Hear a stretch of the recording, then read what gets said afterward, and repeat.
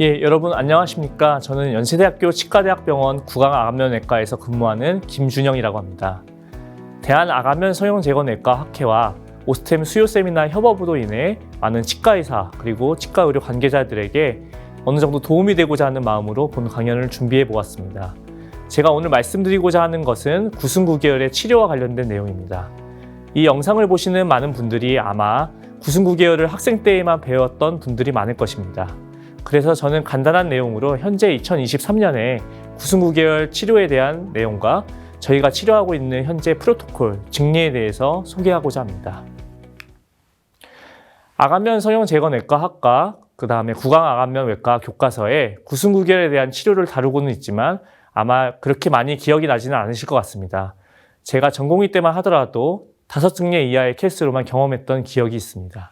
그로부터 약 10년, 15년 정도 지난 지금은 최근에 저희 병원에서 연간 약 50명 이상의 구승구계열 환자를 치료를 하고 있습니다. 양측성 구순열부터 일측성 구순열, 그 양태들은 매우 다양한 형태로 이루어져 있습니다. 보다 더 대칭적이고 심미적인 결과를 얻기 위해 원칙에 입각하여 다양한 기법을 사용하고 있는데요. 치조열 역시 마찬가지로 저희가 증례를 시행하고 있으며 연속성을 얻고 교정치료를 용이하게 하여 환자의 기능적 회복을 도모하고 있습니다. 소화기에서 발생하는 이러한 안면부의 기형은 크게 컨제니탈 그리고 디벨로멘탈로 구분할 수 있는데요. 클레프트 립 앤 팔레이트라고 하는 구승구계열이 아마 그 빈도가 가장 높을 것입니다. 이외에도 다양한 선천성 기형인 반안면 외소증, 로방 시퀀스 같은 기형도 치료하고 있지만 오늘은 구승구계열 치료에 대해 초점을 맞추려 합니다. 구승구계열은 태아 발생 시기 초기인 7에서 12주, 왼쪽 그림과 같은 성장이 제대로 이루어져야 하는데 그 과정에서 여러 문제들이 있어서 계열이 발생하는 것은 여러분 모두 이제 잘 알고 있을 거라고 생각이 됩니다. 구승구계열 자체는 WHO에서 발표한 기준에 따르면 약 700명당 1명꼴로 발표가 되고 있는데요. 이러한 수치는 국가별로 좀 다르긴 하지만 우리나라에서는 이러한 유병률이 최근 연구에 따르면 1000명당 2명, 약 0.2%에 해당한다고 발표된 바가 있습니다. 이런 아이들은 아시다시피 호흡과 수유, 그리고 청각, 발음, 치아 문제, 사회 심리적 문제와 같은 복합적인 문제가 있는 것입니다. 태어나기 전에 이러한 구승구계열의 발병을 현재는 산전 초음파를 통해서 어느 정도 알 수가 있으며 일반적으로 산모의 산전 검사는 보시는 표와 같이 진행이 됩니다. 구순열의 경우 태아기 14주 정도의 초음파 검사로 어느 정도 확인이 가능한 시기이고 확진을 하는 것은 약 21주 정도의 3차원 정밀 초음파 검사를 통해서 알 수가 있게 됩니다. 하지만 9개월만 단독으로 있는 경우 그동안 초음파만으로 확인이 힘든 경우가 많았는데 최근에는 단층 초음파 촬영을 통해 9개월도 미리 산전 진단이 가능하기도 합니다. 본원 산부인과에서도 다음과 같이 태아기 약 21주 전후로 해서 정밀 초음파상에 구승구계열이 관찰이 되면 저희 구강암면외과로 산모 상담과 관련하여 협진을 하고 있습니다. 이러한 환아 부모에 대한 산모 상담을 통해서 앞으로 구승구계열 아이의 부모가 될 산모들에 대하여 정신적 지지 그리고 치료 과정에 대해서 설명을 하고 있습니다. 이 초음파상에서 보시면 다음과 같이 입술의 양측이 갈라지는 것을 이제 확인을 할 수가 있으며 실제로 태어난 아이의 모습은 다음과 같겠습니다. 산전 초음파 중에서도 3D 모드를 응용하면 더 잘 확인을 할 수가 있고요. 단층 관찰을 통해 최근에는 조기에 9개월을 확인을 하기도 합니다. 아래 그림은 마크로스토미아라는 입이 아주 크게 자라난 그런 기형에 해당이 되는데 이와 같은 선천성 기형도 확인이 가능하게 됩니다. 산전 진단은 완전 구순열인 경우 약 16주에, 불완전일 경우에는 22주에 주로 발견이 됩니다. 그러나 이러한 경우 전문 병원에서는 80% 이상의 진단이 조기에 되는 반면에 단순 스크리닝하는 기간의 경우에는 25% 이하로 진단이 된다는 연구 결과도 있습니다. 구승구계열은 많은 분들이 아시다시피 여러 가지 단계적인 치료가 필요하고 출생 직후부터 악골 발육이 끝나는 성인에 이르기까지 장기간에 걸친 치료가 필요합니다. 보시는 바와 같이 생후 1에서 3개월까지는 1차 입술, 코 수술을 위한 수술 전 악정형 장치 치료를 진행을 하게 되는데요. 보시는 사진과 같이 입안에 장치 착용을 하게 됩니다. 다음으로 생후 3에서 5개월의 경우에는 구순열에 대한 입술 및 코 수술을 진행을 하게 되고, 생후 12개월 정도에서는 9개월에 대한 입천장 수술을 진행을 하게 됩니다.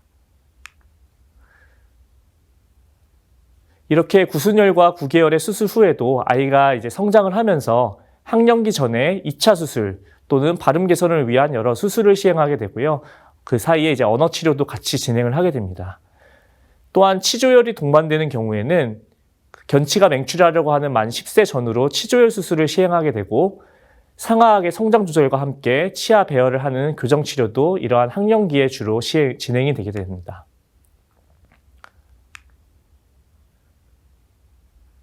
앞골 성장이 완료되는 성인에서는 대부분의 경우 상악의 성장이 부족하기 때문에 앞교정 수술을 약 70% 정도에서 진행한다고 보시면 되는데요. 또한 코 변형이 있는 경우에도 마찬가지로 성인이 되고 나서 이런 수술을 진행을 하게 됩니다. 이 모든 과정에서 수술을 하는 구강암압력 외과뿐만 아니라 소아치과, 치과교정과, 치과보철과, 소아과, 이비인후과, 소아정신과, 언어치료사, 심리치료사 등 전문가들의 협력치료와 단계적인 치료가 필요하게 됩니다. 현재는 이 도표에서 볼 수도 있듯이 구순9개월 수술을 하는 많은 의사들이 수술 전 장치를 사용하고, 그중 레이담과 피남이라고 하는 남장치를 가장 많이 사용한다는 것을 알 수가 있습니다. 하나씩 이제 살펴볼 수 있는데요. 레이담 장치는 능동적인 수술 전 악정형 장치이고, 수술 전에 파열부의 크기를 줄여서 수술 시 조직 박리를 줄이고, 또 입술 수술을 시행하기 쉽도록 하게 됩니다. 수술 후 봉합 부위에 대한 견인력이 작게 가해지도록 함으로써 수술 후 흉터가 적게 남도록 하게 됩니다. 또한 치료 기간 동안 국의 파열부를 막아줌으로써 우유나 모유 먹이기가 용이하게 되는 장점이 가지고 있습니다. 편측성 환자에서 사용되는 레이담 장치를 보면 아기가 약 생후 한 달 정도 됐을 때 외래에 내어놔야 장치를 만들기 위한 이런 정밀 본을 뜨게 되고요. 이 본을 통해서 장치를 제작하고 전신마취하에 이런 장치를 입안에 적용을 하는 수술을 한번 하게 됩니다.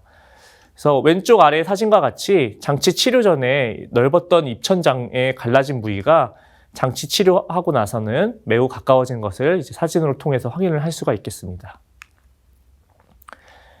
양측성 장치에서는 앞으로 전방 포지션된 프리맥실라의 분절이 이러한 장치를 사용했을 때 양쪽의 그 측면 분절이 넓어지면서 전방 분절이 후방 이동되면서 알맞게 배열이 되는 것을 확인할 수가 있겠습니다. 예전에는 이러한 구순9개월의 정량적인 평가를 하기 위해서 사진을 찍어서 그 길이를 재거나 아니면 직접 자로 재거나 철사 등으로 계측하는 그런 방법들이 있었는데요. 최근에는 다음과 같은 이동식 안면 스캐너를 이용하여 수술 전후의 환아의 상태를 기록하고 또 분석하고 이렇게 연구를 함으로써 더 나은 치료 결과를 얻고자 하는 연구를 진행을 하고 있습니다. 이러한 디지털 스캔 결과를 통해서 그동안 정량적인 분석이 어려웠던 구순9개월 환자들의 악정형 장치의 효과 분석과 앞으로의 성장을 고려한 수술 계획 설정과 같은 큰 틀의 연구를 현재 진행을 하고 있습니다. 마찬가지로 구강 내 인상 체득한 것도 다 디지털화해서 분석을 하고 있고요. 보시는 그림과 같이 장치 치료 전후의 코의 각도, 입술 부위의 계열의 폭, 치조골의 폭과 그 다음에 각도, 그런 것들의 양호한 변화 현상들을 사진과 같이 확인을 할 수가 있겠습니다. 이러한 연구 분석을 통해서 조만간 좋은 결과를 얻을 수 있을 것이라고 이제 확신하게 됐습니다. 다음 술전 비치조 정형장치라고 하는 나조 알베올라 몰딩이라고 하는 장치가 또 있는데요. 이는 태생 직후에 신생아 연골이 굉장히 높은 가소성 그리고 낮은 탄성력을 가지기 때문에 조금 이제 힘을 주면 정형이 가능하다는 점에서 착용해서 사용하는 장치입니다. 이는 특히나 이제 코의 형태 회복에 우수한 결과를 얻을 수가 있는데요. 그림과 같이 구순열 환자의 코는 비익연골과 septal 카틸리지 그리고 ALS와 같은 골격적인 구조적인 문제로 인해서 코의 처짐 그리고 퍼짐이 이렇게 나타나게 됩니다. 이런 나조 알베올라 몰딩 장치를 통해서 이를 용이하게 개선할 수 있도록 고안되었습니다. 편측성 남 장치를 사용한 증례에서 우측 코가 장치 적용 후 형태가 매우 개선된 것을 이제 확인을 할 수가 있고요. 그리고 이 장치만으로도 사진에서 보시다시피 입술 계열의 폭을 어느 정도는 줄일 수 있는 효과도 마찬가지로 가지고 있습니다. 양측성 환자의 경우에도 장치 치료를 하고 나서 퍼져 있는 코의 그런 높이를 높여줌으로써 코의 형태가 수술 전에 매우 개선된 것을 그림과 같이 확인할 수 있겠습니다. 이러한 기준 참고점들을 통해서 레이담 장치나 남 장치를 사용한 후에 클레프트 립의 간격에 대한 유의미한 변화를 확인할 수가 있었는데요. 계열의 폭의 감소가 보시다시피 이제 관찰이 되고, 또한 콜루멜라 앵글이라든지 노스트리 커버처와 같이 다양한 심미적인 요소에 대한 변화 지표들을 입체적으로 이제 확인을 할 수가 있습니다. 구순구계열 확해지에 보고한 저희 증례 보고에서 이러한 산전 진단부터 장치 치료, 구순열 수술에 대한 순차적인 과정을 기록하여 보고하였는데요. 산전 초음파를 통해서 양측성 계열을 확인하였고, 수술 전 악정형 장치를 사용하여 앞으로 나와 있는 프로트루전된 전상악을 후방으로 재위치를 시키게 됩니다. 그리고 코와 입술의 1차적인 수복을 통해서, 코 수술을 통해서, 그리고 입술 수술을 통해서 다음과 같은 양호한 치료 결과를 얻음을 보고하였습니다. 1차 입술 코 수술이라고 하는 구순열 수술은 교과서에 다양한 방법들이 소개가 되어 있지만은 이러한 자세한 내용들은 저희가 아닌 경우에는 보통 이제 뭐 중요하게 여겨지는 건 아니고, 그 내용도 오늘 제가 세부적으로 말씀드리고자 하는 내용은 아닙니다. 다만 이러한 방법들이 발전하는 그런 방향은 부족한 입술의 길이를 증대시키고 연속적인 근육의 연속성을 확보를 해주며, 또한 양측이 다른 그런 환자에서 대칭성을 추구하는 원칙을 위한 여러 가지 테크닉이 발전하고 있다고 이제 이해하시면 될 것 같습니다. 주로 저희 병원에서는 멀리캡 메소드를 이용하여 이런 구순구계열 1차 수술을 진행을 하고 있습니다. 하지만 방법 자체보다는 구순구계열 환자에서 발생하는 여러 근육의 비연속성, 해부학적 변형을 원칙적으로 치료하고자 하는 것에 기준을 맞추고 있습니다. 그 중에서 제가 강조하고 싶은 점 하나는 예전에는 입술 수술만 1차적으로 하고 코는 이제 성인이 돼서 하는 경우들이 많았는데 1차 수술 시에 이러한 코에 대한 수술이 동시에 진행되어야 한다는 점입니다. 편측성 구순열에서 휘어있는 비중격을 교정해야 한다는 점이 대칭성 확보에 아주 중요하게 여겨지고 실제 저희가 수술에 적용을 하고 있습니다. 또한 입술을 구성하는 구륜근의 연속성을 위한 다양한 봉합 방법, 그 다음에 비익 연골의 교정 등을 통해 기능적이고 또 심미적으로 더 나은 치료 결과를 얻고자 하는데 사용하고 있습니다.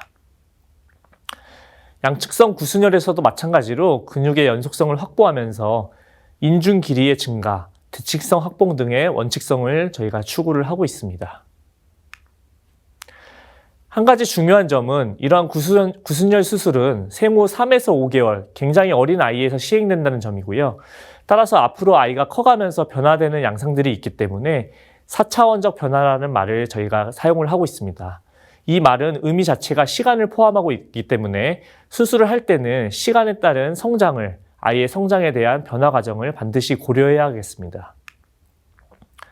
수술 전과 수술 직후, 그리고 향후 성장 과정에서 각 랜드마크를 비교해보면 수술 직후 가운데 사진에서 보듯이 코가 비대칭이고 한쪽이 굉장히 높은 것처럼 보여져도 시간이 지나면 오른쪽 사진과 같이 안정적으로 변하는 것을 알 수가 있습니다. 이렇듯 시간이 감에 따라 계속적으로 변화하는 상황을 미리 예측할 수 있는 경험, 그리고 정량적인 연구가 앞으로도 계속 필요할 것입니다. 오늘 또 말씀드리고 싶은 주제 중에 하나는 바로 레서폼이라고 하는 미세 구순열과 관련된 내용입니다.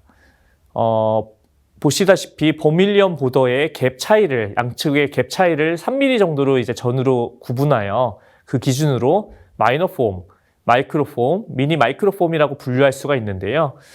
많은 환자 그리고 여러 의사들이 이러한 레서폼을 인지하거나 진단하지 못하고 넘어가는 경우들이 종종 있습니다. 본원에서 수술을 받은 마이크로폼 환자도 좌측의 입술에 미세 구순열이 관찰이 되고요.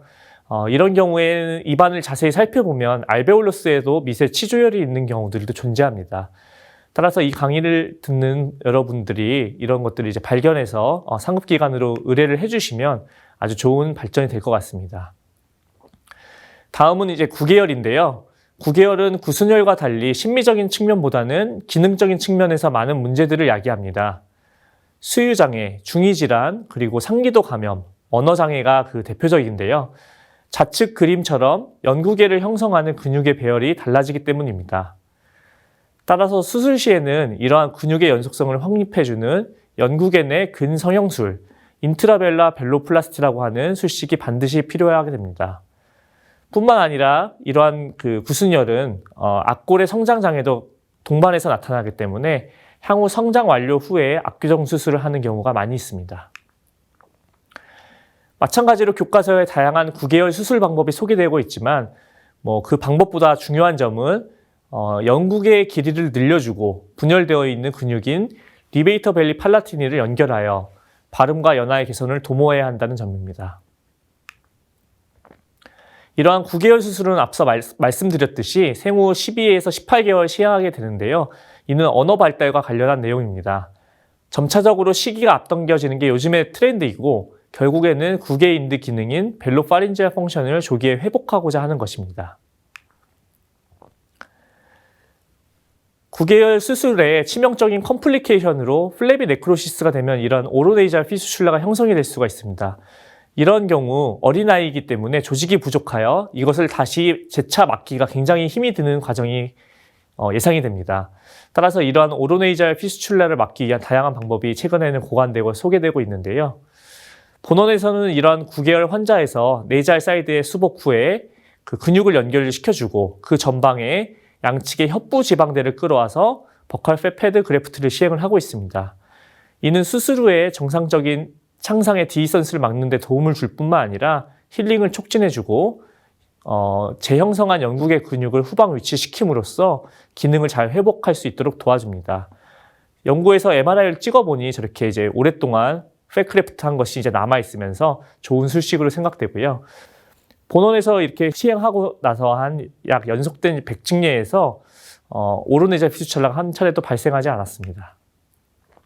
실제 수술은 다음과 같이 진행되고 계열이 많이 넓은 경우에는 보모플랩을 이용합니다. 또 점막하 구개열을 저희가 말씀드리고 싶은데 이러한 경우 이제 입안으로 볼 때는 연속성이 당연히 있는데 입천장이 이렇게 청색으로 비쳐 보인다든지 목젖이 두 갈래로 나누어져 있는 바이피드 우블라의 특징을 보입니다.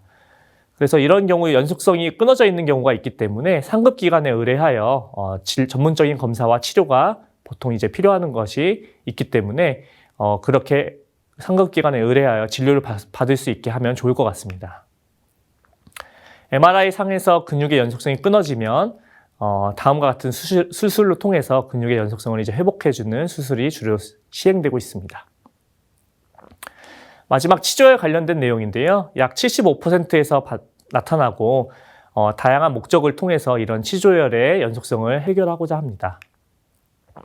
재건 시기에는 논란이 있지만 현재는 견치의 치근이 2분의 1에서 3분의 1 정도 형성된 10세 전후 시기 하는 것이 이미 컨센서스로 많이 자리 잡았습니다. 다양한 이제 고리시기의 방법이 표로 정리되어 있는데 자세한 내용은 치의신보에 제가 정리를 해놓았고요. 일리아콘 그래프트가 많이 사용되고 있는데 도너 사이드 모빌리티를 줄이기 위해서 다양한 기술들이 연구되고 있습니다. 다음과 같은 수술 방법을 통해서 하고 있고요. PRF나 피브린 글루를 통해서 스티키 본의 형태로 수복을 하고 있습니다. 그러나 조만간 우측처럼 개인 맞춤형 인공뼈 이식의 시대가 도래할 것이라고 생각되고 있습니다. 저희 이제 증례들을 한 번씩 이제 살펴볼 건데요. 편측성 구순구개열 환자에서 악정현 장치와 사용 후에 이제 완료된 그런 형태로 양호한 결과를 보여주고 있고요. 입천장을 보면 이런 장치 치료하고 나서 구순구개열의 수술도 마찬가지로 좋은 결과를 얻을 수 있도록 합니다. 양측성 구순구개열 환자는 대칭성이 가장 중요하고 여러 가지 수술하고 나서 양호한 결과들을 좀 얻을 수가 있었습니다. 비대칭 환자에서도 대칭성을 개선하기 위한 다양한 장치 치료들을 진행을 하고 있습니다. 마찬가지로 이제 입천장 수술도 양측 성의 환자에서는 협측 지방대를 이용하여 구강과 그 다음에 비강의 누공의 형성들을 많이 줄이고 있습니다. 현재 저희 병원에서는 매년 베트남으로 의료 봉사를 가고 있습니다. 현재는 아직도 치료를 잘 받지 못하는 많은 베트남 구순구계열 아이들이 있는데요. 저희가 가서 이러한 아이들을 더 잘 치료하기 위해서 지속적인 연구와 임상적인 고민을 하고 있습니다. 이 강연을 듣는 모든 분들께서도 임상에서 다양한 구순구계열 환자들을 만났을 경우에 구강암암외과로 잘 의뢰해 주시면 저희가 최선을 다해서 치료하도록 하겠습니다. 예, 이상 연세대학교 구강암과 김준영이었습니다. 경청해 주셔서 감사합니다.